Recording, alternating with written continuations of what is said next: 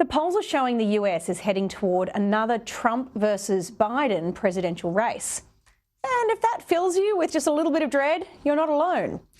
Polling website 538's way of averaging polls shows that 56% of Americans have an unfavourable view of Donald Trump and 54% have an unfavourable view of Biden.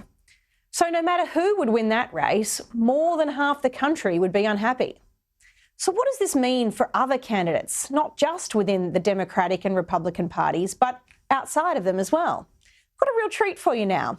We've got Spike Cohen, who was the US Libertarian Party's 2020 vice presidential candidate, joining us. Welcome, Spike, to the show. First off, do you think we're heading for a Trump versus Biden contest? And what would that mean for Americans? We almost certainly are headed for Trump versus Biden, too. And what that means is that, once again, the Republicans and Democrats have completely ignored the American people. There was actually recent polling that showed that somewhere around 60% of Americans said that they did not want Donald Trump to run again. And 70% of Americans said they did not want Joe Biden to run again. And so the American people flat out said in supermajorities that they do not want Trump versus Biden, too. True to form, the Republicans and Democrats said, we're going to give you Trump versus Biden, too. And that's a microcosm of how this two-headed monster of the Republicrat establishment treats the American people. They don't respect them, and they never have.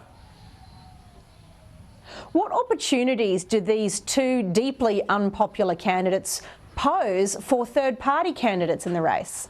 Well, I think they pose a very good opportunity, because it's not just that they're unpopular. It's that with both of them, we know what 4 years, or at least with Biden, 2.5 years, looks like. It looks like a larger government that runs up more debt in our names and causes the cost of living to go up, while simultaneously putting more and more restrictions and regulations and orders on us. Both Donald Trump and Joe Biden were behind the ruinous COVID regime that ruined the lives of an uncountable number of Americans and did absolutely nothing for COVID. Both of them are behind the military-industrial complex and this absurd expansionist thing that we're doing in Eastern Europe over Ukraine and Russia. We have two-party establishments that are in lockstep with screwing over the American people more and more every day and making sure that they have no other viable alternative to be able to vote for.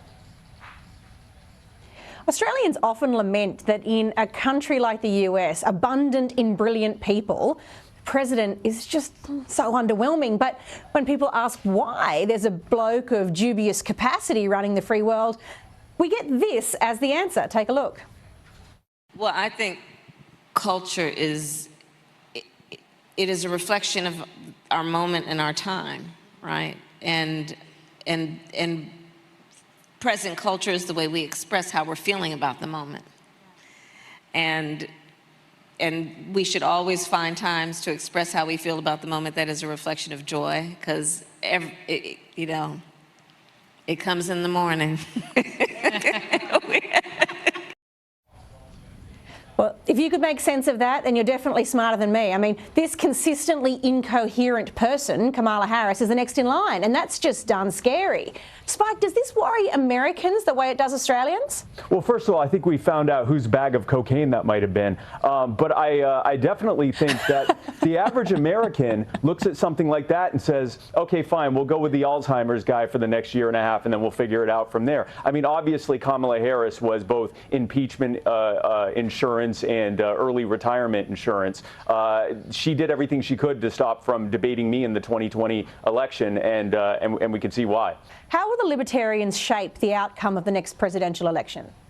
We have the opportunity to reach a record number and a growing number of Americans across the country who recognize more so than ever before, sometimes depending on the poll that you go by, anywhere in the 70 to 80 percentile range, that we are headed in the wrong direction and that the status quo is failing us. It's incumbent upon us to show that we have a viable alternative, and that alternative is very simple. Unlike Republicans and Democrats who think that they own your life, your body, your rights, and your vote, the Libertarian Party recognizes that you do best, we all do best, when we are most free.